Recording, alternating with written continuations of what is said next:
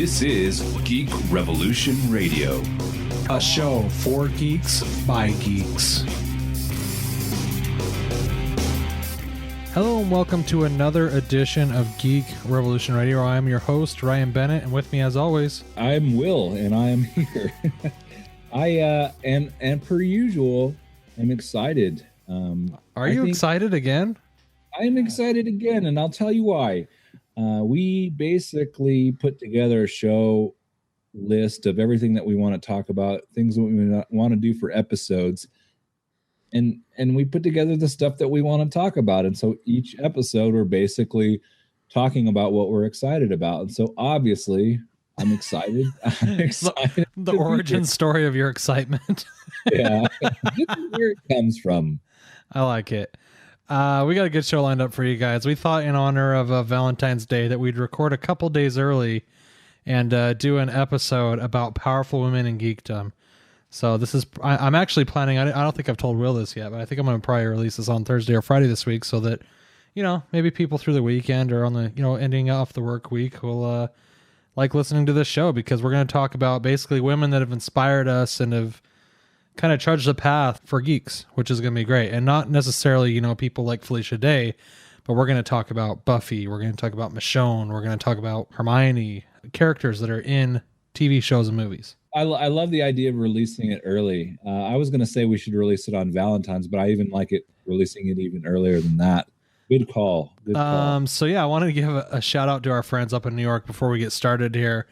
Before we started recording the show, I had to open my window because it's just a little too hot in my house. It's 75 degrees that we're having down here. We have a heat wave, man, and I couldn't help but think that probably even where you're at, Will, but our friends in New York right now are, I think, bracing for another big snowstorm. So that I'm not envious of that at all. Like, it was, I think, 65 here in Lubbock. So oh, nice. Well, it's nice then.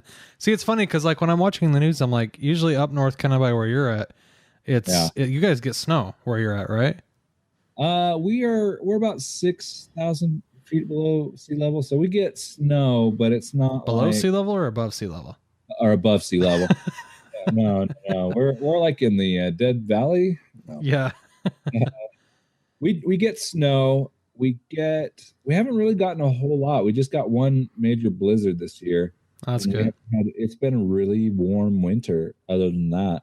Yeah, it's been nice down here in Austin, and you know, our pals up in New York, I see pictures and stuff they post, and it's pretty unbelievable kind of what's going up there. So check out the Other Mike and Mike show, theothermikes.com.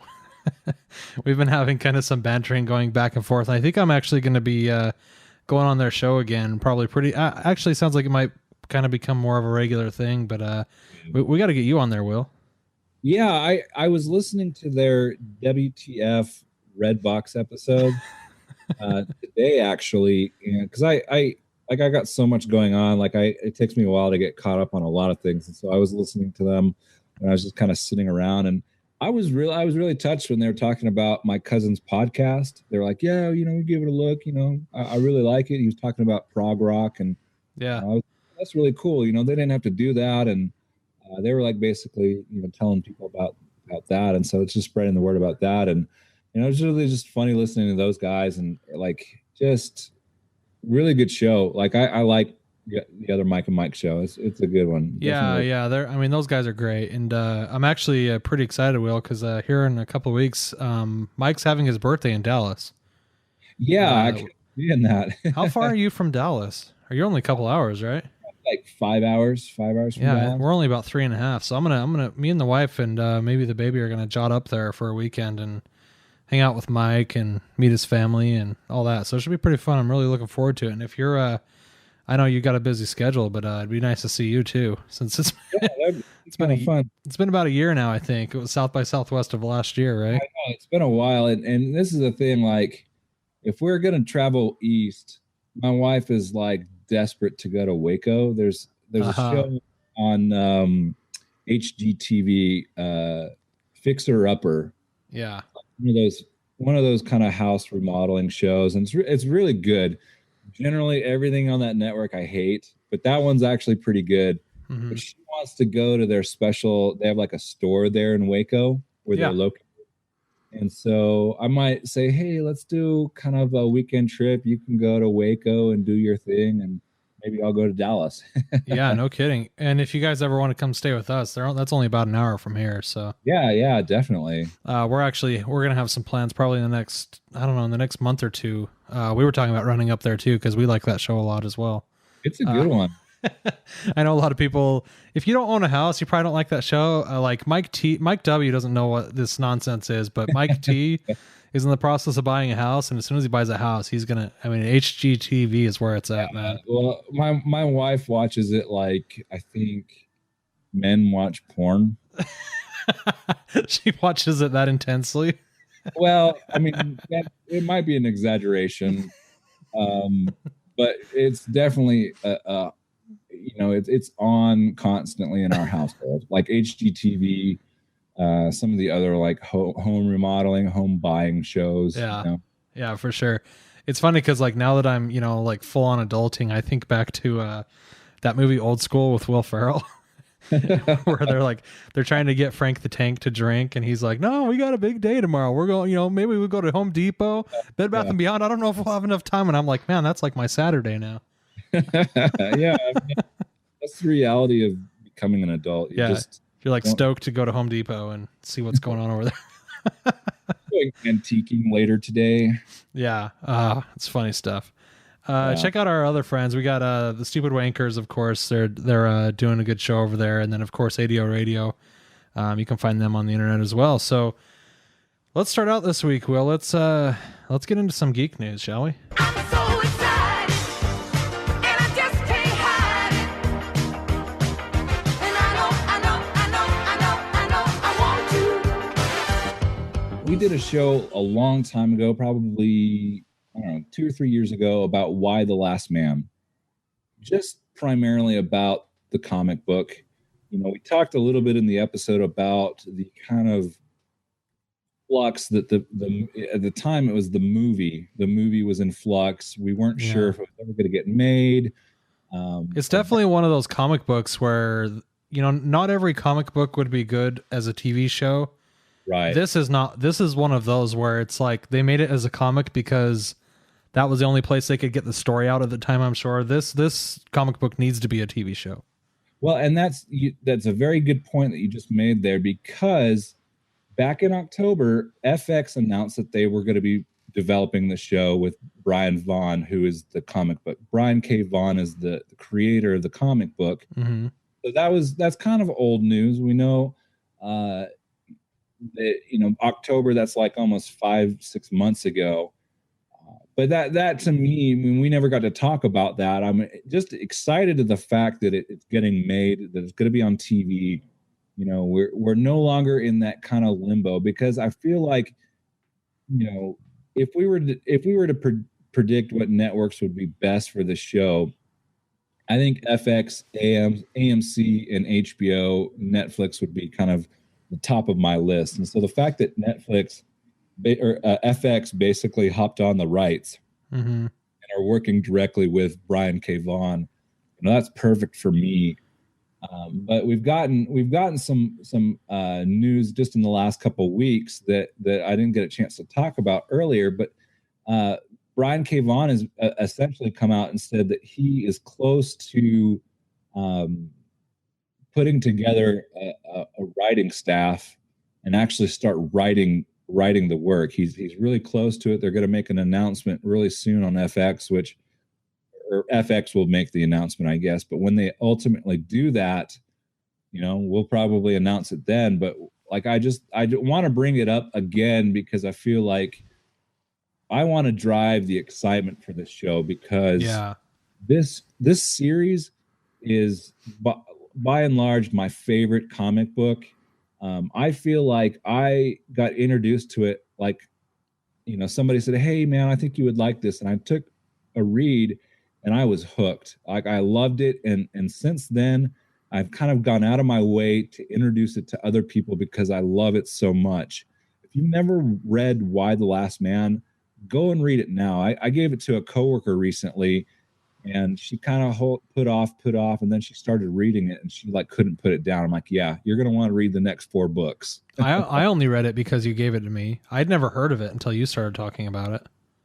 So I mean, I definitely fall in that same boat, and this is one of those things where I wish it was being made at Netflix, just because it would do well, kind of in the same styling that they did Jessica Jones, where it's a lot more up adult, I guess. I don't know if I'm sure it'll be fine on FX, but the source material for the show is a little bit more adult. I think FX is going to have to dull it down a little bit.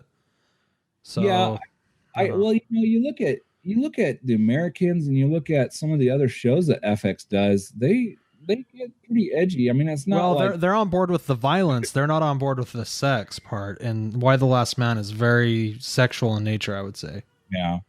I mean, they had Sons of Anarchy, didn't they? That was a I mean, same thing. And they had The Bastard as Executioner, which was also by the same guy that did Sons of Anarchy, but they were mostly violent. There wasn't a whole lot of sex going on. A little bit, but not like this. I mean, for those of you who don't know, this story is about all the men die on Earth except for one guy, so right.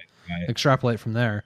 It's kind of funny that you chose to bring this up this particular week, because speaking of Brian K. Vaughan, I've started reading Saga. Oh my goodness. That is another top-notch, phenomenal comic book. I never even heard of it until, I got a coworker that's kind of geeky, and we started talking about stuff, and I was telling her how good the Walking Dead comics are, and she's like, well, bring him in. And I want to read them. I have all the trades, and she's like, and I'll bring you something. And she brought me the first 3 trades of Saga, and I'm about halfway through the second one right now. And I didn't even realize it was the same guy until you just said that. I forgot who did Why the Last Man. And when you're like, oh, it's Brian Vaughan, I was like, holy cow, I'm reading literally another series by the same guy right now. That dude is awesome. Like, I'm a big fan of his. And I'll tell you what, the second I started reading Saga, the very first issue, I knew it was a comic book that I wanted to carry, and I'm trying to I'm trying to make a collection of the actual individual issues of Saga. And the thing that hooked me right away, like, I started reading it when Hazel, my daughter, was about 1, and at the very end of the first issue, it reveals the daughter's name in the comic book, and her name is Hazel, and it was just like oh my goodness, this is an instant hook. I love it. It's definitely another one of those really good comic books. Yeah, and unlike Why the Last Man, I think Saga, at least what I've read so far, that story was made and written for the comic book universe. I don't think that it would translate at all to film or TV, because 1, I don't know how you make that into a TV show with all the weird stuff going on, and 2, it is highly adult. Yeah, it's very fantastical. Yeah, like you said, it would be hard to put into like a TV show. It would take HBO to do it, and like they'd have to spend Game of Thrones money, and even then, I don't know if they'd be able to do it right. Well, and I think you're right. I think it would be really hard to put together a show of it. Yeah, but I also think like there are stories that are just good in their own universe. That's a good medium for that story is comic. I've been really enjoying it, and the flow of the comic is really good. It's kind of like, some of my favorite comic is The Walking Dead, because I blew through it so fast. Right. And Saga is starting to be that kind of thing where like I can't wait to read the next page. Yeah, no, it's totally exciting. That's another good one. Yeah, that's funny. So anyway, let's move on from that. I wanted to talk a little bit. You kind of brought it up a little bit, but next week's episode is going to be a Deadpool episode, which we're both real excited about. And I noticed right before we started doing the show, I was cruising around geektyrant.com looking to see what kind of geek news had come out. And it looks like Fox has already greenlit Deadpool 2. And as of this recording, Deadpool has not even come out yet. That's really awesome. And I think as a studio, this is like, something that studios do, I think, to show that they're so supportive of the movie that they've got coming out, that they'll even, before it's released, before it's sold anything, give it a green light for a second movie. this definitely didn't happen for the latest Fantastic Four. Oh, absolutely not. As a matter of fact, I thought I heard a little while back that Deadpool 2 is going to fill the spot that they had planned out for Fantastic Four 2, because that's a dead fish in the water. I mean, that's like, you can tell when a studio is in support of their movie, things are good. When they aren't, like they were for Fantastic Four, you get like right as the movie was coming out, like Sony was like, or was Fox, right? Yeah. Fox was trying to distance themselves dramatically from that film. See, but I think you give Fox way too much credit, because the reason they didn't make Deadpool for so long was they didn't think that a rated R superhero movie would work. They thought there's no way we could make this. Nobody will go and see it. And they instead said, let's make Fantastic Four, which nobody wanted it. Nobody asked for another Fantastic Four, not even a sequel. Nobody wanted a reboot. Obviously, nobody wanted anything to do with that kind of thing. As a matter of fact, I'd be real hesitant if it, the rights went back to Marvel, if Marvel even wants to do anything with the Fantastic Four. And I think it goes back to kind of studios and the demographics that they kind of target. There's like 5 main ones. It's like teenagers, older people, men and women, younger, like 20 to 40, women and men. And so that kind of like, you got like these 5 basic groups. And with a PG-13 movie, you kind of are able to target all 5. That's why like Star Wars, I think, Avatar do so well, because they can hit all 5. And that's where studios get nervous, is because when you cut out the teenage family kind of oriented realm of the demographics, you're limiting what kind of return you're going to get. But the reality is, I think people are going to go see an R-rated movie because of its content. And that's the thing. They're not looking at the content, they're looking at the opposite end of it. Who's going to observe the content? Well, it's not just that. Let's remember that this movie got made because of fan support. They released that clip of, the frame by frame or whatever it was they made, and the fan, not just the fans, the internet went crazy and said, how can you not make this movie? And then Ryan Reynolds kind of got it going. And I mean, the marketing for this movie has been superb. It's been real good. And I think for that very reason, it's going to do really, really good on Valentine's Day. And I'll tell you why. You talk about the demographic. What do most people do on Valentine's Day? They go out with their significant other, right? They don't take their kids. Right. It's coming out this weekend. Adults are going to be going to a movie. The rated R barrier is not going to be a thing this weekend because it's going to be adults anyway. Well, I never really thought about that. That's really a very interesting point. I think Fox picked exactly the right weekend, to be quite honest with you. And please, people, don't take your kids to this movie. I've been reading some stuff on the internet about what goes on in it. This is a hard rated R movie. Don't, if you want to take your kids, and let them watch it after it comes out on Blu-ray, that's your business. But I don't want to feel uncomfortable in the theater sitting next to your kid. I swear, if we ever do an airing of grievance on kids in movies, that shouldn't be. That is one of my biggest pet peeves of going and seeing a movie in a theater, is like when you've got, a 2-year-old in freaking, something like Deadpool. Like, well, it doesn't, even the 2-year-old doesn't bother me as much as like the 9 or 8-year-old or the 11-year-old in the rated R. That's more bothersome to me. Yeah. Well, I don't like any of it. Like just the noise factor alone. Yeah. Like I don't like to be distracted. That's why I love Alamo. That's what I was just about to say. I'm like, we're going to see it at the Draft House. It won't be a problem. They only allow babies on baby day on Tuesday afternoon. That's it. Right. It shocks me when, like, at a midnight release, you see like, somebody brings their like, toddler and a, like a 6-month-old or something like that. I'm like, who are you? What's going on here? Yeah. Well, did you get a chance to watch a Super Bowl over this last weekend, Will? Dude, I am a Super Bowl fan through and through. I generally don't care who's playing unless it's my team. I'll kind of like pick one to support. Who is your team? Do you have a team? I like the Atlanta Falcons. They kind of stink from time to time. Yeah, you're from Atlanta, so that makes sense. But I think I love mostly is the commercials. That's the thing I get really excited about. I like turn up the volume during the commercial breaks.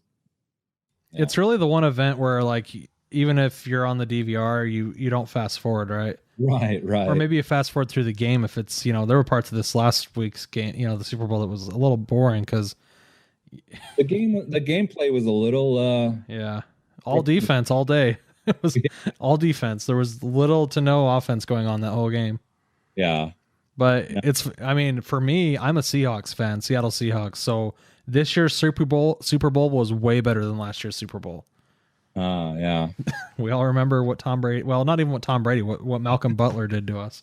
I like how they give Tom, by the way, if I'm going to air a grievance real quick, they gave Tom Brady the MVP for that Super Bowl. He didn't do anything. Yeah. The Seahawks handed that platter to Tom Brady. They handed the Super Bowl to him on a plate. If anybody deserved the MVP, it was Malcolm Butler, the guy that played defense and intercepted the ball in the end zone, because without him, they had no Super Bowl whatsoever. Yeah, I think that's a fair assessment of it. Give it to the more popular person. Yeah. Sometimes it's not always, Yeah, I wanted to give a shout out too while we're on sports that Beast Mode is retiring, and I was watching a highlight clip from him today, and the dude, I can't tell you how many times I like watching those Beast Mode clips where he just breaks off of tacklers. It's the best. He's phenomenal. He's a beast. He's made football exciting again for me. Like there was a stretch there where I was like definitely way more into college football than NFL, primarily because I went to I was in college, but he really kind of put me back into it in a big way. So, did you get a chance? Now we were kind of talking last week. We were kind of disappointed.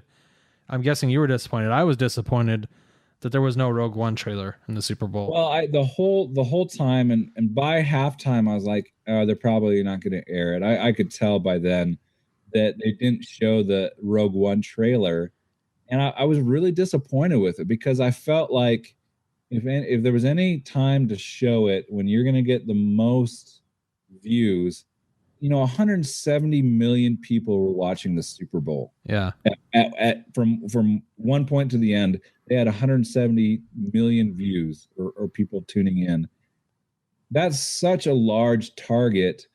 That's why people pay so much in advertising, because you're getting such a huge hit in terms of reach. And so, Disney did well with Star Wars Episode 7. Why not continue that success? We're kind of, going. We're what, 7 weeks after the, Episode 7 came out. Keep that popularity rolling. Yeah, and it, kind of to what we were talking about last week. Disney did come through with some surprises. There was definitely, a Captain America trailer that was a little surprising. There were definitely those surprises there. Nobody knew that trailer was coming, and it was really revealing. The Hulk and the Ant-Man thing fighting over the Coke, that was pretty cool, Yeah, that was pretty cool. I don't know. It actually made me really excited for the kind of the I was already pretty excited for the next Captain America movie, but it looks like it's going to be Avengers 3 at this point. So yeah, I'm excited about that one.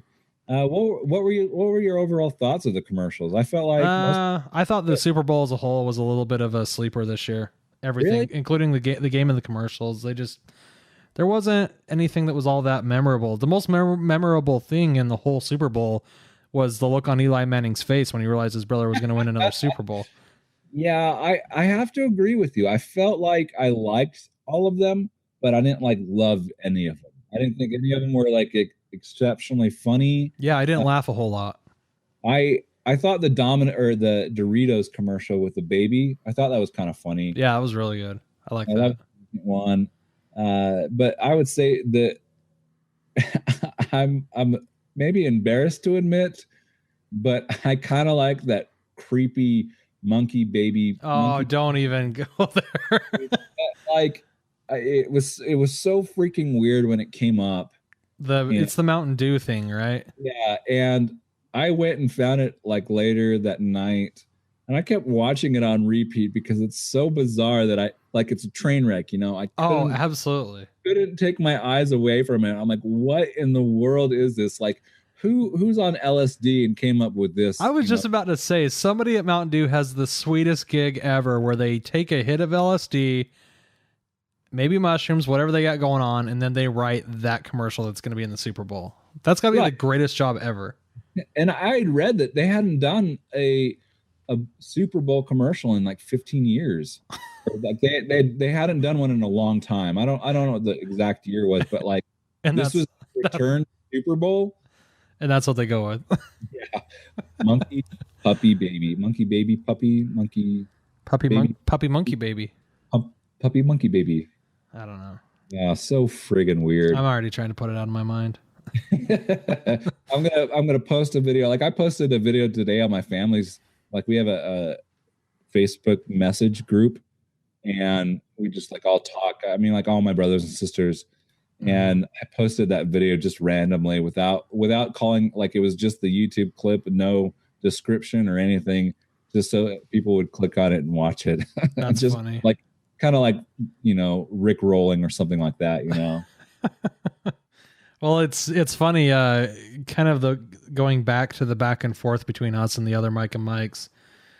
They were giving you a little bit of flack on their show, their newest show, which I don't think you've listened to yet, about liking Taco Bell. And I'm going to go ahead and stand up on your side. And, I live in Austin, one of the greatest cities for food in the United States, probably even more so than New York City. And I still occasionally enjoy me some Baja Blast and a little bit of a bean burrito action for lunch at Taco Bell. So I had Taco Bell for lunch today, and I tried their new quesalupa. mm-hmm. I wasn't really all that impressed. Nah. I wasn't impressed in the Super Bowl either. I thought the hype was bigger than the reveal. The marketing was way better than the reveal. Yeah, and so I don't know. I probably would have enjoyed it more if my service was good.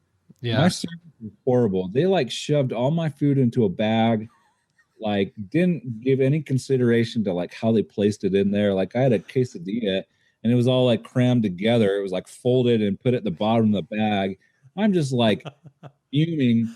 And I try to tell them, I'm like, hey, can you redo this? Because I was in the drive-thru. The guy had walked away. He wasn't even like near the window. I sat there for like 30 seconds. I'm like, what do I do? Because he also, as he was giving me the bag, asked me what kind of sauce I want. I said, I want fire. And he literally hands me like hot sauce. I'm like, hey, you asked me. I said, how can you mess that up? This is This is not my sauce selection. This is like a quick exchange. It was like literally 2 seconds of a question and answer, and he still managed to get it wrong. I love you really teed this one up for the other Mike and Mike show, Will. Granted, I get it. I love that you expect good service at Taco Bell. I know I've gotten good service, and I get where people have a disconnect with Taco Bell. Oh, it's too good. But I hate when people like, oh, it's not real Mexican. Like I don't. That's exactly what Mike said. Anybody going to Taco Bell, nobody's going, oh, this is authentic Mexican. You're a baller on a budget, man.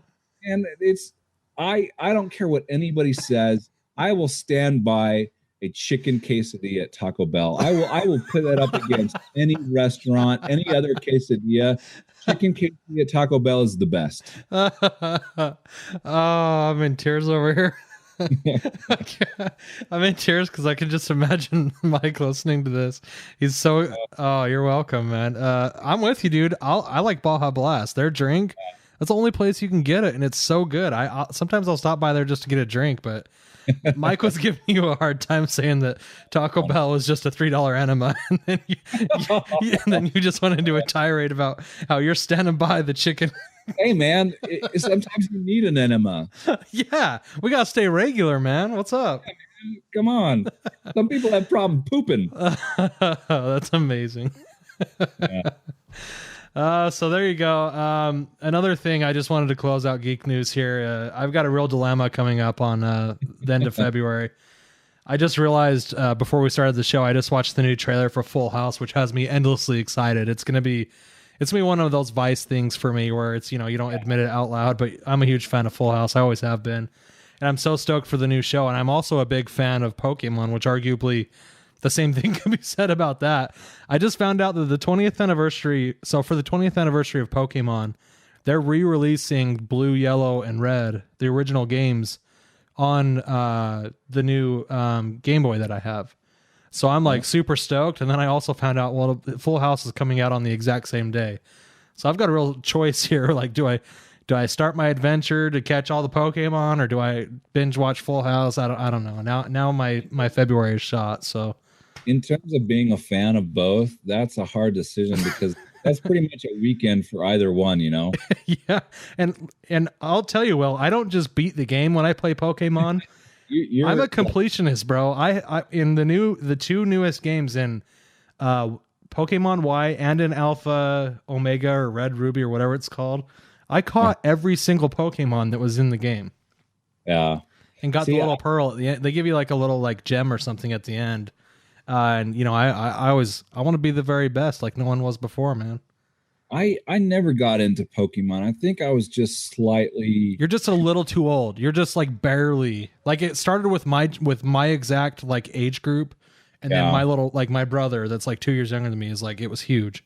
My brother is 9 years younger than I am, and he loves Pokemon. Like that's his stuff. Like he's got all the games. I think you two would have a lot to talk about when it comes to Pokemon. The reason I love it is it's honestly one of my favorite games on a handheld console, because I really like, my favorite game of all time is Final Fantasy VII, which arguably is not that different from Pokemon. They're both turn-based RPG games where you have HP and you have moves and you take turns hitting each other. That's a style of game I really like.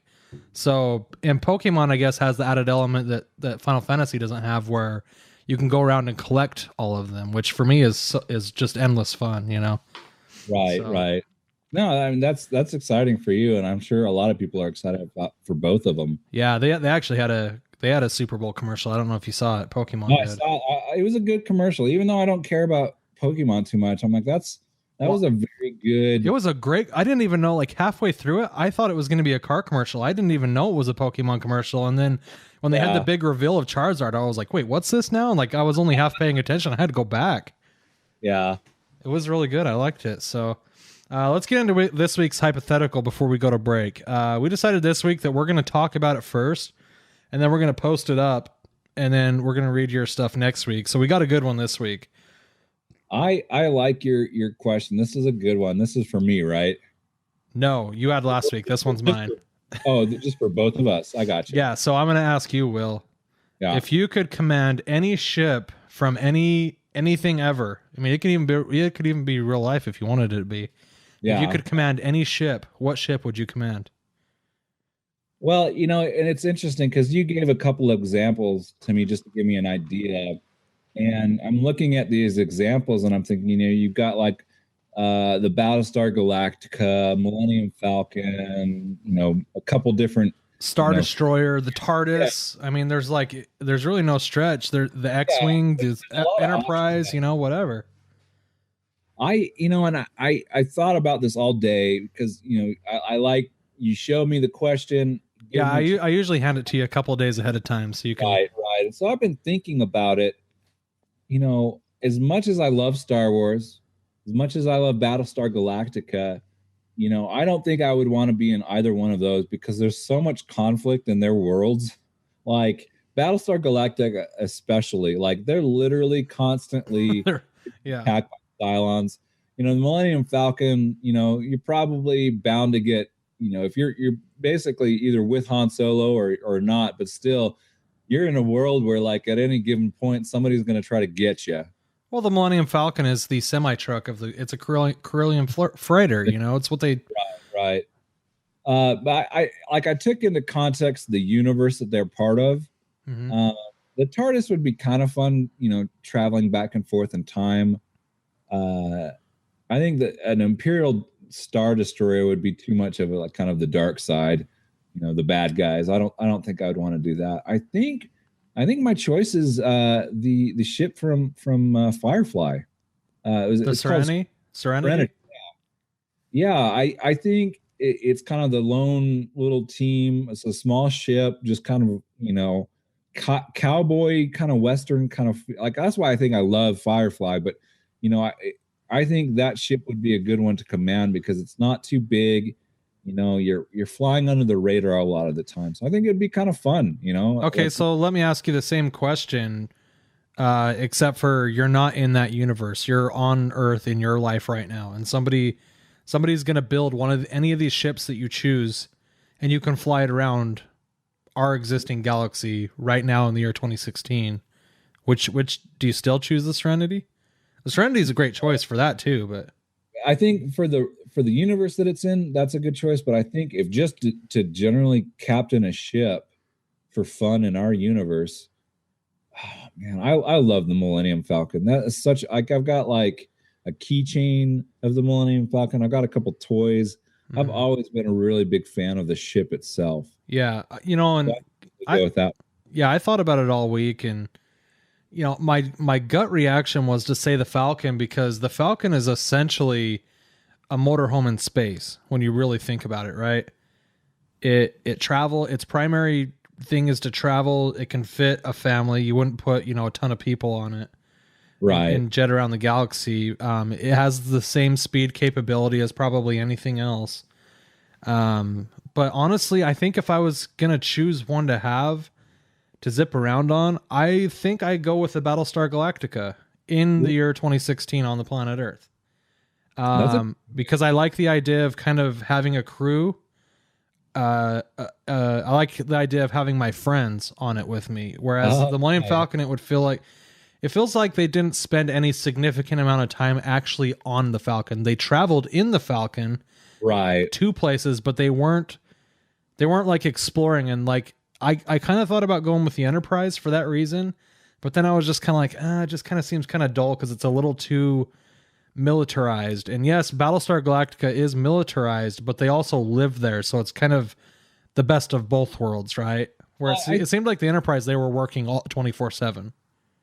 Well, I think the same argument could be made for either realm, but I think either one is essentially the same. But I think basically, if you were asked, on the spot, which one do you like better, I think you would say Battlestar over Star Trek, and I think that's where the fault or the decision comes from. Well, I also like the fact, I think the Battlestar, if you had a fight between the Enterprise and the Battlestar, I think the Battlestar would win, because it feels to me like there's a lot more firepower on it. Primarily because there are also little ships that live on the Battlestar Galactica. So that was another part of it that was a big deciding factor for me, is that if I wanted to go to a planet, I don't land the Battlestar Galactica on a planet per se. I get in one of their, cargo ships, and the cargo ship takes me down to my house here on Earth, or to wherever or me and my friends, wherever we're going to go. Or if I just want to zip around the galaxy, like in a sports car, then I get into one of the fighters. So I felt like the Battlestar Galactica encompassed a version of the Millennium Falcon and a version of the X-Wing inside of the Galactica. Oh, yeah. So, it's funny that the things that you were saying about Star Trek, like I could just see Star Trek fans. Like, I feel like we've been really harsh on Star Trek fans the last 2 weeks. Like, we've been getting a lot of feedback on our Facebook page. A lot of Star Trek, like, rebuttals, like people saying this is why Star Trek is good. Yeah, going back to last week's episode where we were doing the Star Trek versus Star Wars, I was definitely surprised how many people that listened to our show were, more seemed like they were bigger fans of Star Trek than Star Wars. I don't know if it was necessarily bigger fans. I think they just felt a need to express where we might have come up short. Like the things that we didn't talk about when talking about Star Trek. Yeah, that was kind of cool. I think people get passionate about it. Like you pick a side, man. It's definitely a hot topic. Yeah, so kind of along with last week's theme, we'll put this up and make sure you can jet over to our Facebook page, and we'll put this up. We'll probably sponsor it so it comes into your feed, but answer the question. If you could pilot any ship from anything ever, which ship would you command? Maybe your answer is the space station. I don't know. Which one do you like and why? Tell us on our Facebook page, facebook.com/Geek Revolution Radio.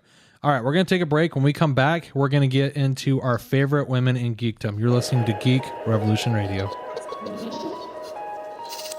Foolish mortals, if you value your souls, you can reach Attention Deficit Order Radio on iTunes and SoundCloud under Attention Deficit Order Radio.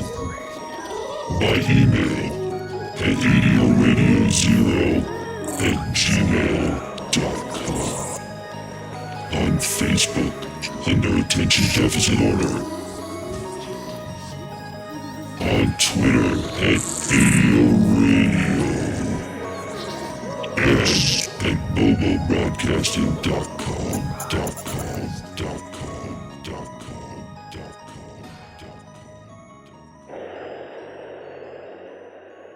I'm Mike W. I'm Mike T. And we're from the Other Mike and Mike show over at theothermikes.com. And right now, you're listening to Geek Revolution Radio. Bitches!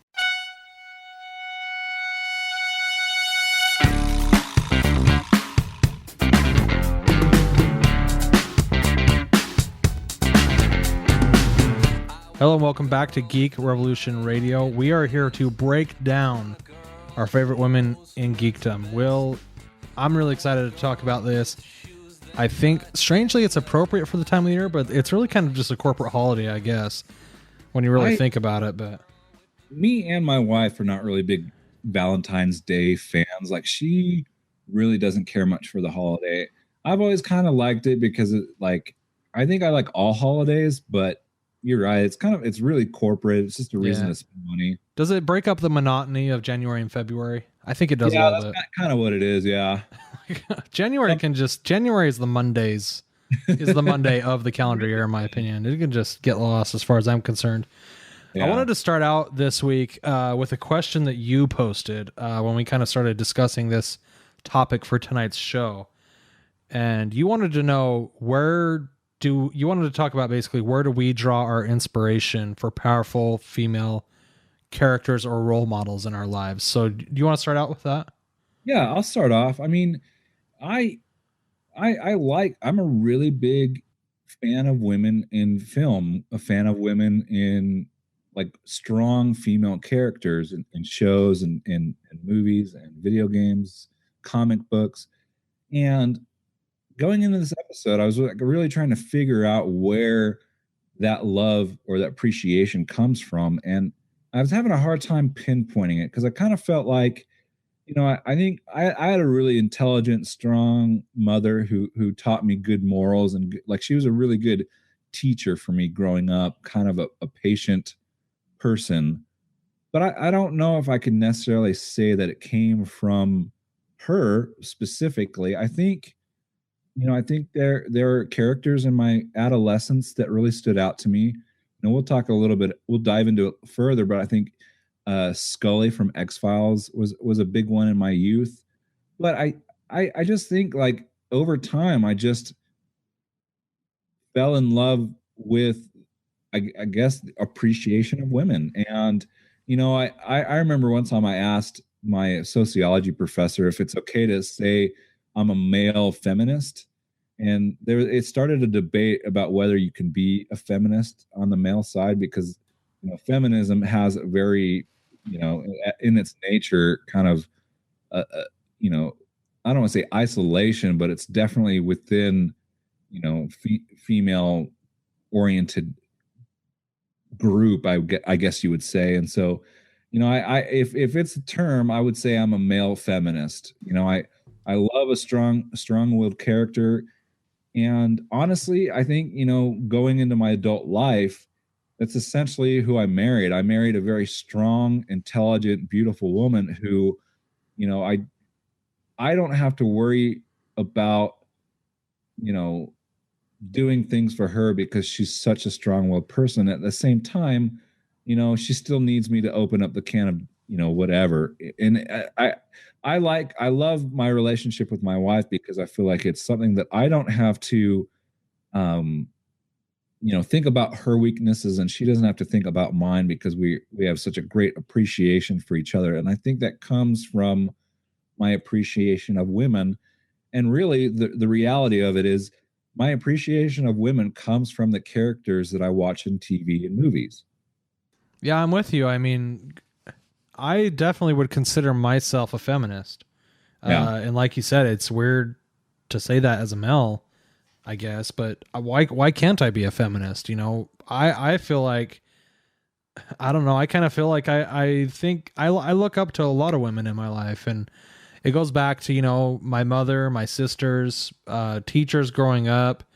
Early on, I had some, you know, exposure to characters like Princess Leia, who we're going to talk about, or Buffy, the show, you know, characters that were on that show that Joss Whedon introduced us to. And it all kind of built into this thing. And then honestly, my story parallels yours a lot in that my wife would be the person that, you know, maybe I wasn't quite as much of a feminist, but then as soon as I got married, you know, then it's on this whole nother level now where I see the person that my wife is, you know, that I've been with for a long time now. And, she's very, like, I'm very impressed, you know, and she's a pretty, you know, she's similar to a lot of other women, I would say. You know, she's strong, she's smart, she's really everything that you just described kind of about your wife. And it's one of those things where, you know, I would really like to see us get to a place in the society where we're letting women lead this country. And I'm not sure if that means I'm for Hillary Clinton, because she's a whole nother thing a little bit. But, you know, I think I work for a company, for example, General Motors, that is being led by a woman. Our CEO is a woman. And she's, I think, the only woman that's a CEO of a Fortune 500 company. She's been in there for a long time, about 3 years now, which is long in the CEO's life, you know. Right. And she's completely turned our company around. We just posted record profits for the company. We're getting some fat bonuses this year, and it's really all on the back of her leadership. And, you know, I look to her, and I look to, like, you know, people like my wife, and I worked for your wife at the K Student Radio. You know, and I'm in, you know, in teachers growing up, and I'm like, these women, they have a lot of really good ideas. And it's so funny that we're talking about this week. I just remembered, I read a statistic the other day that said that women have officially become a bigger demographic for video game players than men. Wow. Can you believe that? That's shocking, but at the same time, it's not. Yeah, it's not surprising at all, because it's been one of those things where I think the Geekdom thing has become a little bit of a slow adopt for women. But I think they're just as passionate now about it as any of us can be. You know, as for a matter of fact, if you want to listen to the inverse of this show that's hosted by women, go listen to the Defective Geeks podcast. Some of our friends out in California, they do an all-female version of this exact show, basically. I think they started their show before we did even, but it's great. I love the contrast, I guess, you know, the yin to our yang. Yeah, it's a good show. I like their show. So I wanted to kind of go this week, and I think we made a list of basically all of our we made a list, and it was way too long. Yeah, we made a list of all of our favorite women from TV, video games, movies, whatever. There's like 40 plus names on here, and the list is like, it was rushed. There's probably a good another 20, 30, 40 names easily that you could easily add to this list. Yeah, so we thought what we would do is we took a turn and we drafted. We said, okay, you pick one and then I'll pick one. And we went through and we picked 5 each, which I think is a pretty good sample audience, especially because it all hits kind of different mediums, which will be good. Yeah. So first, let's start out. I wanted to talk about the woman who I guess first influenced me in movies or TV, and that would be Princess Leia from the original Star Wars movie. She was kind of out of left field, especially at the time. And keep in mind, I didn't see Star Wars until Star Wars had already well come and gone by the time I saw it. I was born in 1986, 10 years after the original Star Wars came out. And growing up, I loved watching that movie. And Princess Leia to me, was always the inverse of the damsel in distress. She was out for herself. She could take care of herself, and she, didn't need to be rescued by any stretch of the imagination. Right. Yeah. I love the character, and I think you're right. She is the anti princess in distress, Absolutely. So, and kind of leading into your pick, do you want to talk about that? Well, I think going off of the same vein of Star Wars, because we're both huge Star Wars fans, and we could probably talk about these two characters for 45 minutes, but I picked Rey because I think she's the reason I loved the new movie so much. Me too. She'd actually be at the very top of my list too. killed it. I mean, it was just a great performance, great character, very deep. I felt like I really want to know more about her story, and I felt like she's the Princess Leia of this story, and I'm glad that it revolves around her. You know, she's the character that doesn't need her hand held, and you actually see it when they're running around on Jakku. On Jakku, yeah, she's don't hold my hand. I don't need you to hold my hand. It's funny because I'm glad that we live in a time and a place in a society where, you know, J.J. Abrams and Michael Arndt and Kirshner, whoever it was that helped write this movie, they decided that they could go this direction, and not only did they go this direction, but it really, really worked for the film. You know, I like it because Star Wars is always something that I've loved and I've always been real passionate about, and it's been the one place where I feel like there wasn't a whole lot of crossover with women. There were some, don't get me wrong, but it wasn't like a big thing for women. But this new movie, I think, like for my little sisters especially, really brought them into the fandom of this universe because of a character like Rey. Yeah, no, and I think going back to Princess Leia, you know, I feel like they're both very, very similar characters in the sense that they get it done. Like they kick butt, they don't need a man, but at the same time, they're accepting to men. It's not like they're superior. It's that, you know, and that's the thing. I think why I love women in geekdom is because that especially the characters that there's a mutual appreciation. Like you see the back and forth between Princess Leia and Han Solo. You know, it's, you know, that there's like kind of in the disorder of, you know, a form of disorder love. You know, they love each other, but they don't. You know, it's kind of chaotic, but nice. And I always love that. But I love that she doesn't need Han Solo. Right. That's what I like too. And, you know, when we were making this list, some of the people we threw on the list were Princess Peach and Zelda from the Zelda games, Princess Zelda. And I hope they make a game where it's not the, you know, they're the classic example of the princess in distress that needs to be rescued by a man, you know, kind of thing. And I would like to see a movie where Princess Zelda grabs the sword and the shield and saves Link. That would be a great game. It would definitely flip the story on its head. And I think, you know, I think that's something that we're getting to a point in our society where a story like that might be successful. Whereas I think, you know, 15, 20, 30 years ago, you know, that kind of a story wouldn't have been accepted. Let's talk about 50 years ago, bro. Yeah. No way, dude. No way would that fly. No way. Woman is doing the saving? No. She's not in the kitchen making food and doing the dishes? What is going on here?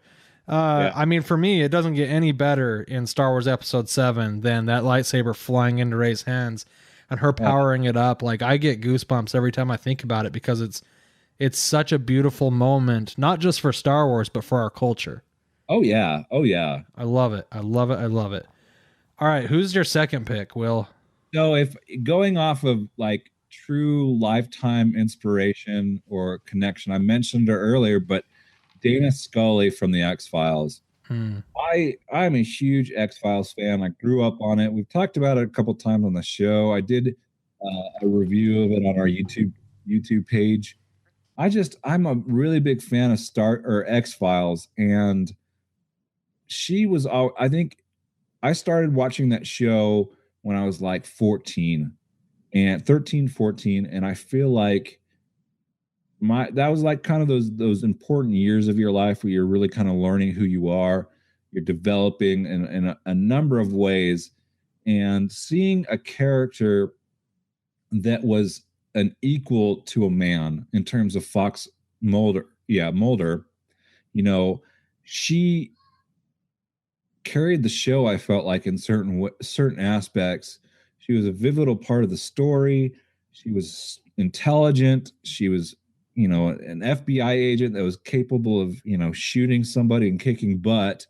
and seeing those kind of aspects of being strong, being physical, and being super intelligent and compassionate. I felt like those were attributes that I was linking to it early on in my life. I said those are the kind of characteristics that I want in a future wife, or somebody that I want to marry. Or that's the kind of people, the kind of women that I like in my life, that are those kind of strong characters or characteristics. Yeah, I'm with you on that. I haven't dug deep into the X-Files waters, but I did watch the first couple episodes of the first season, and that is something that I definitely picked up on early on in the show. Is that she like Princess Leia? She doesn't need to be rescued. She doesn't need Mulder at all, really. I mean, she's kind of a fly by the seat of her pants, and she's down to get dirty just like anybody else, I really like it. I really enjoy it. My second pick was kind of talking about what we were before, was from Buffy the Vampire Slayer. And I think you originally thought, oh, he must be talking about Buffy from Buffy the Vampire Slayer. And yes, she's a good character. She's a great character for the show. She's very strong. At times, she's independent.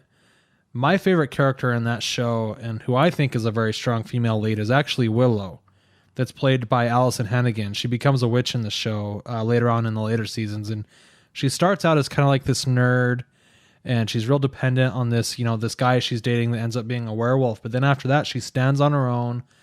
She realizes she does what she wants to do, which apparently is that she finds out she likes girls, which is fine. And then she becomes a witch, and she's super powerful. And she's, she gets into a situation in the show where, she makes a big mistake and kills some people, and she has to kind of bounce back from that. And it's really great seeing the humanizing, I guess, part of that, where somebody like, and Joss Whedon is famous for, making strong female leads in all of the stuff he does. I mean, you can break it all down from start at the Avengers and break it down to Alias, and then, back to Buffy where he started. I really like Willow a lot in that show because she's always a strong lead, not even a lead character. She's a strong supporting character, I suppose, but she's real strong and she's a good influence. And that's one of the things I really like about that show. No, I never really got into that show. I always appreciated it, but I think I just, there's shows in your life that you just don't get into. And that was one of them. But I think it's the same way for you in X-Files. Like, you see the value in that character, and I think that's important. Absolutely. So, who's your number 3 pick, Will? So I'm looking at who I've written, and I couldn't avoid this one just because my wife is such a huge Harry Potter fan. But Hermione Granger, I think, is such a pivotal, important character in the Harry Potter story. And you're going to jump in real quick because you agree with me that her character, without her character, the day does not get saved. There is no story, right? Harry Potter dies in the first book. I think you give less credit to Harry, but I think there's a lot of credit that needs to go to Hermione in that story. I agree, and when we were pointing this out, I was actually going to pick her if you didn't, because she's the one part of the Harry Potter universe that I can really get on board with. I really like that she's in, and maybe I think I've talked about this before, but one of the reasons I don't like Harry Potter as much as everyone else does is it should be called Hermione Granger. It should be a story in that universe about her, in my opinion, is far more interesting, especially if you give her the same kind of backstory that Harry had, right? Where she survived, this thing from Voldemort. You've got a perfect story right there, in my opinion, because she's super powerful. She's no nonsense. She stands on her own. She saves Harry and Ron and everybody else plenty of times. Yeah, she saves them countless times, like from each story. But not only that, I feel like in the later stories, like Harry, is dealing with kind of the conflict that he's having specifically with Voldemort. and he's being completely ignorant and closed-minded to the advice and intellect that is being provided by Hermione. And I feel like he probably would have had a whole lot smoother travels in his story if he had listened to Hermione a few times. I agree. A lot of times she's just trying to get him out of his own way. Yeah, he constantly, getting into further trouble, even like from day one. I think that's Harry is the lovable character that constantly finds himself in trouble by his own, at his own hand. Hermione, she's at times a little stiff, but she's so dedicated to, the art, the perfection of her craft, that she doesn't want to mess around. She's really, that's the importance of her characters. That's what she brings to it, is she brings a balance to Harry's whimsicalness, I guess. Well, not just that, but I mean, if there is a damsel in distress out of all those characters in that show, it's Ron, right? Like he's always like he can't do anything. Well, he's definitely the comic relief in the trio. Yeah. He has his moments of importance. I kind of look. But he's a damsel in distress, right? Like we at least agree on that. We could call him the damsel in distress. I see him as the glue. Mm-hmm. But I think between the three of them, he holds them all together. But he's also just as stubborn as Harry at times, and Hermione's also stubborn at times. Yeah. No, absolutely. I mean, I think that's one of those things where if you are a people leader, kind of like Hermione is, you're going to be stubborn at times, and sometimes you're going to need to be stubborn. But on the same hands, the thing that's great about Hermione is she's also very selfless in a lot of different ways. And that's, for me, what makes her character even more interesting. Yeah, I mean, and you see it in the end. I think when she, is really saddened at the fact that she realizes, what Harry's going through, Mm-hmm. and I think that's what is important for her character in his role there at the end. Like she's the kind of the shoulder to cry on, in a sense. She understands what he's going through, where Ron is kind of being stupid and angry. Yeah, absolutely.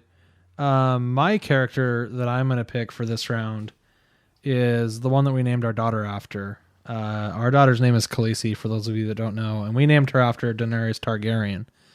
Her story is really interesting because she starts out not at all as a powerful woman. She starts out as nothing but a damsel in distress, a victim, basically property. She starts out as property in the show, and it gets to a point where, Drago shows her she doesn't need to be that anymore. She can be a queen. And then when he dies, then she full blown becomes the mother of dragons. And, it's no nonsense after that point. And she's so powerful that nations follow her. You know what I mean? Yeah, and talking about her origin in the story, I wasn't really sold on her character until about, I think, when she got married to the Horse King or whatever. To Drago, yeah, Drago, yeah. Like I feel like her relationship with him I really appreciated, because it was where I think she started to realize that she wasn't, like, I feel like he treated her with respect, even though she was almost like sold, like property. But I feel like he allowed her to kind of develop as a queen. And then when he died, that's where she really takes off and really owns her character, owns her power, I guess. Yeah, I mean, it really was the best thing to happen to her, right? Like, as kind of sad and hard as it was to watch it happen on the show, because we really liked his character. Yeah. It was what needed to happen, because I think she was limited in a lot of ways by the people around her, by her brother specifically, kind of treating her as property. And then, when she realized that it didn't need to be that way anymore, that she could have a voice, she completely flipped the script and she flipped the script to the dismay of everybody around her. You know what I mean? And except for maybe the slaves, who obviously, she turned out to be a really great leader, and is still a really great leader. And I still hope that Jon Snow is not dead, and somehow those two can get together, because that for me that's a match made in heaven. Those are the two people that need to sit on the throne. They're gonna have to figure out some way to make the throne a love seat, though, because both of them have to sit there. Yeah, I agree. I would love to see that duo, because those are the two characters I think I like the most. Yeah. Well, and then maybe, and then they have the Hand of the King be Tyrion, right? That's like, Yeah. I love her character, and I love what she does for the people in her world. Like, she's an advocate for the people that have nothing. And I think that's because she feels like she might have come from nothing. yeah. Well, she definitely lost everything, and she had no sense of self at all because she lived in a man's world, And it's funny because in that universe, it really is that way. There are not a whole lot of powerful women in general in that universe. Obviously on the show, there are some powerful women, but the culture of the people in the show, are kind of back to the old way that we used to live, where women are for children and their property and their, cooking and all this kind of stuff. Whereas, you've got her, and then you've got Cersei on the same hand, who's also a very powerful woman. No doubt about it. I love the show because I feel like it represents women in a good manner. I mean, there's a lot of sexuality, a lot of nudity in the show, but at the same time, you have very powerful characters. Yeah. Like, even the minor characters that are women have strength and are powerful and represent an important aspect of women in geekdom.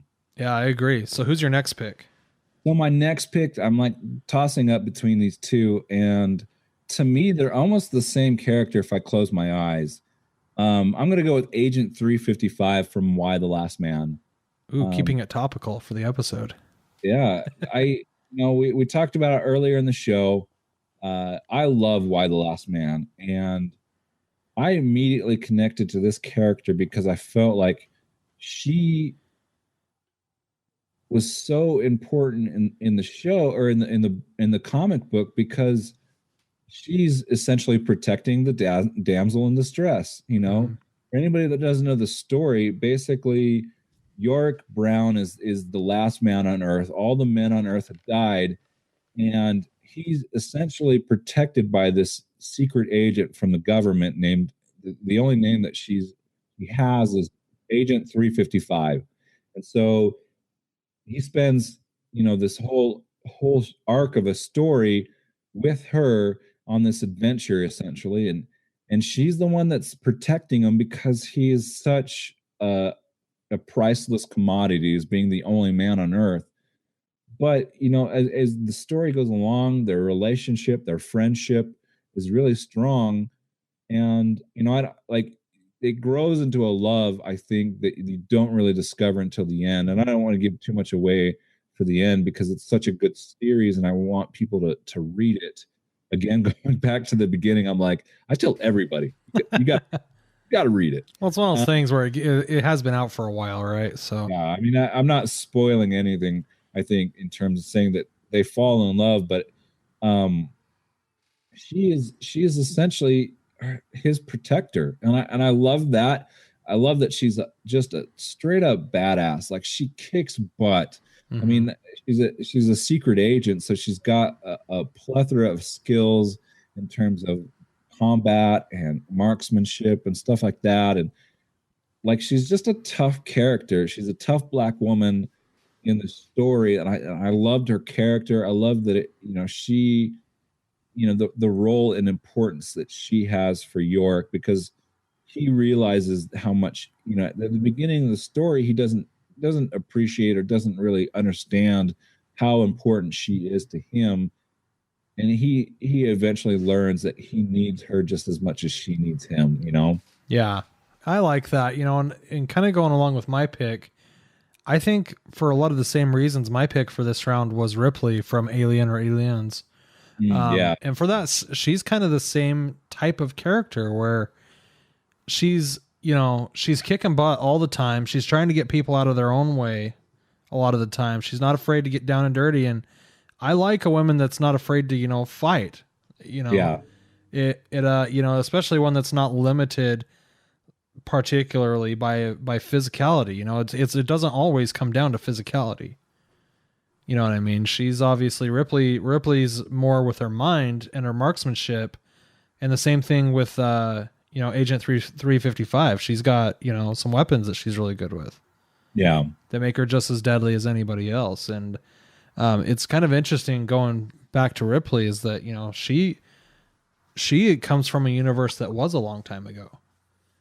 It was I would guess at the time this must have been pretty risque for James Cameron and the guy who did the first Alien movie to put Ripley as a type of character where she wasn't the damsel in distress. She was, especially in Aliens, where she's the big showdown at the end, all the men are dead, and she's got to save the little girl from this gigantic alien. And it's like the greatest scene ever. It's almost like, now that I'm thinking about it, it almost parallels Rey catching the lightsaber in Star Wars when she comes out in that big astro droid thing or whatever it is, right, the mech suit or whatever. Yeah, the mech suit. And she says, "Get away from her, you biatch," and I'm just like watching it going, "Oh, it's about to get real." Yeah, I love the character, and I love just the kind of raw, gritty, tough character that she is. It to me, when you look at sexuality and kind of the way that Hollywood has a way of trying to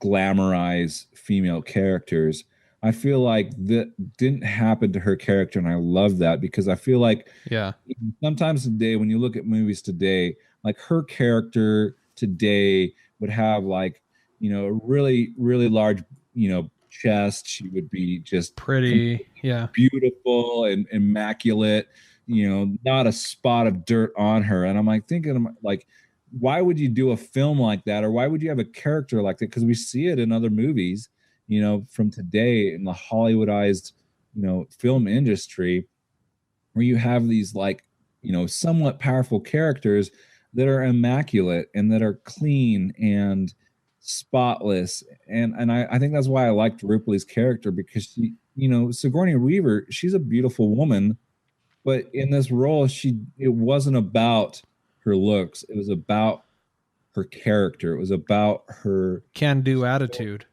Yeah. And it's funny because I'm looking at it right now, and this must have been one of the first movies of this kind with a female strong lead. This movie came out in 1979. It's almost 40 years old. Yeah, that's crazy to think about, that it's that old, right? Is that 40 or 30? No, that's 40. That's coming up in 2019. It will be 40 years old. That's crazy to think about. That a movie, we made jokes 30, 40, 50 years ago. This was 40 years ago, and that was a real turning point, I would say, especially in film. It was a real big step, and I can't help but wonder if some of the guys we've been talking about, J.J. Abrams and Joss Whedon, if they weren't influenced by her specifically as a character. You have to think that there's a definite influence based on her role, Yeah, Ripley for sure. So who's your last pick, Will? Who do you have? We're gonna wrap it up with the last one here. So the last one, kind of on the same vein as Agent 355, I went with Michonne from The Walking Dead. Both the comic book and TV show character, because they're a little bit different, but they're very much the same.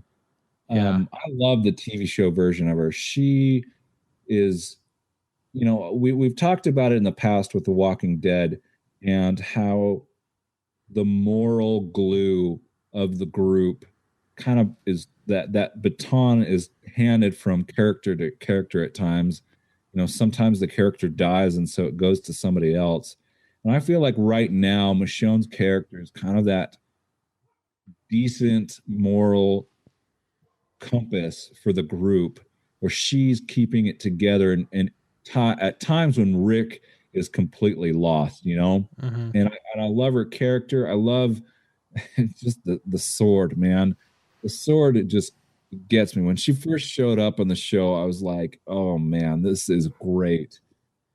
See, for me, I fall a different place than you on this.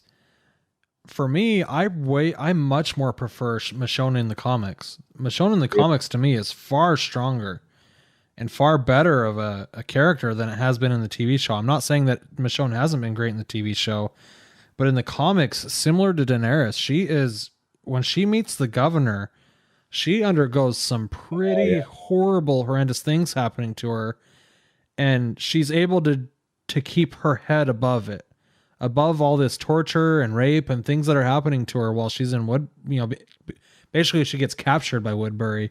And I totally forget that happened. Yeah, and that's not only not to mention our first introduction to her in the show is that she's got the zombie pets, which is like absolutely the most badass thing ever, and she's got the katana. And not too long after that, she gets captured. But the governor's a whole different. For those of you who haven't read the comic, the governor's a whole different animal in the comics. Oh yeah. While he's, I don't even think I'm gonna say what he does to Rick because it might spoil what's gonna happen in the show at some point. But Michonne gets roughed up pretty badly by him, and she's still able to rise above it. Once she bides her time, and when she gets out, she's basically saying all these guys at some point are gonna pay, and in the meantime, I'm going to remember who I am. I'm going to, keep my sanity, and I'm going to brush it all off as soon as I can, and I'm going to rise above it. And that's why I really like her character. No, I agree. The comic, it's funny how when you look at a show like The Walking Dead, where there's so many similarities between the comic book and the show, but there's also some great differences. And I think you're right. Like her character in the comic book goes through a lot more adversity. Mm-hmm. Like she definitely gets dragged through the mud, so to speak. And I love exactly what you said. She kind of rises above it and comes out better, a stronger character in the end after such traumatic, moments. Yeah. In my final pick, we couldn't go through this whole episode without talking about Starbuck, right? Oh man, she was one of the first people that actually came to my mind when we decided we were going to do this show, because I really thought about it as we've been talking about it. She's the female Han Solo. She really is. She's charismatic. She's beautiful. I mean, Han Solo, he's a beautiful man. I'll admit it. Yeah, well, and Starbuck is extreme, and we're talking Starbuck in the 2004 version of Battlestar, obviously. She's at the top of her game. She's at the top of her game, not just for women, but for men in that universe. There's nobody that's better than her at really anything that she does. And I really admire that they did that on that show. It makes it far more interesting to me. And she's really edgy, and she's really just like Han Solo is. She's very edgy and kind of here and there. She'll do anything for any of her teammates, but don't piss her off, kind of thing, Yeah, she's got a little spunk, a little fire to her, Yeah, she's not afraid to drink whiskey and get in a fight, which I love. I think I think it's great watching that kind of stuff, because I don't know, it's been, like I kind of alluded to earlier in the show, it's always been one of those things where it feels like women had a slow come around to a lot of the geekdom stuff. Yeah. And I've never felt like this was something where like, no, this is our thing. Spider-Man's our thing, or superhero movies are our thing, or comic books are our thing. It's always been one of those things where I want to share it with as many people as possible. That's why I do this damn show. And, so for me, there's basically every iteration you could think of now to get depending on what kind of woman you're trying to get into something. We basically hit all areas. There's something for everybody at this point, right? I mean, yeah, that's a really interesting point. I think, there's somebody for everybody. Yeah.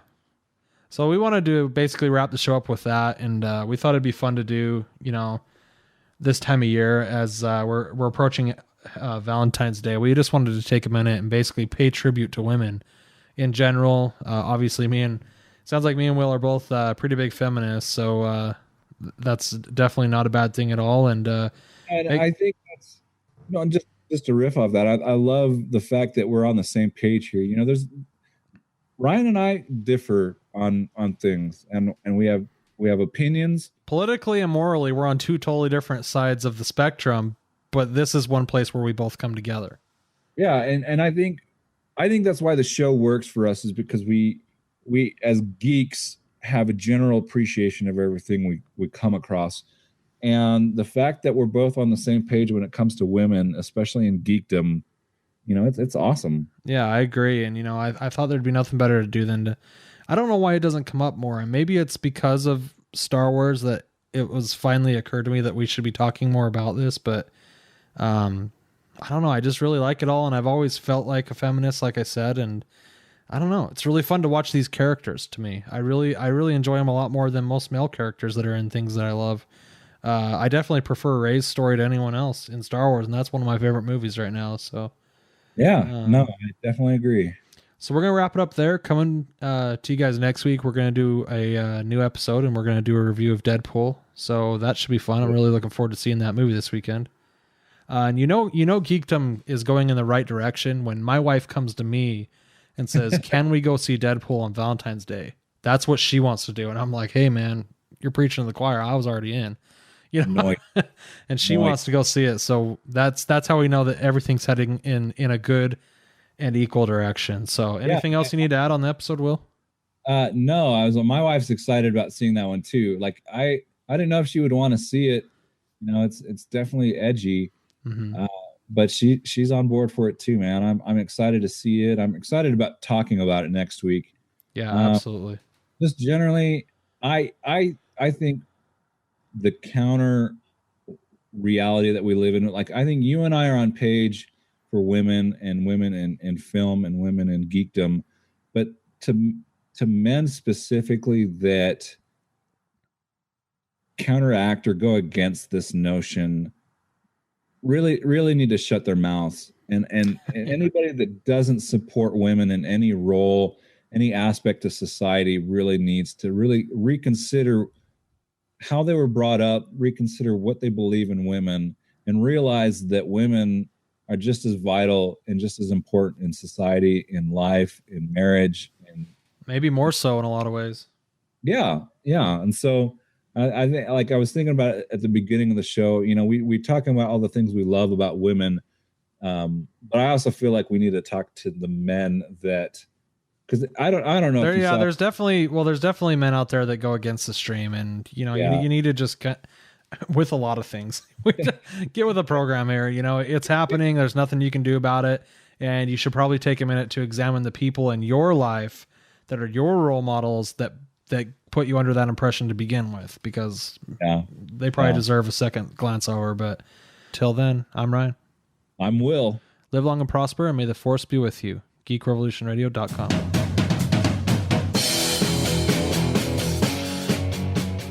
You've been listening to Geek Revolution Radio, hosted by William Hatton and Ryan Bennett. For more information about Geek Revolution Radio, go to geekrevolutionradio.com. Feel free to interact with the show at facebook.com/geekrevolutionradio. The intro song is called What You Want. The credit song is Riptide. Both are composed by Kevin MacLeod, licensed under Creative Commons. The views and opinions expressed on Geek Revolution Radio are those of the panelists and do not necessarily reflect the views or opinions of our sponsors. Thank you for listening.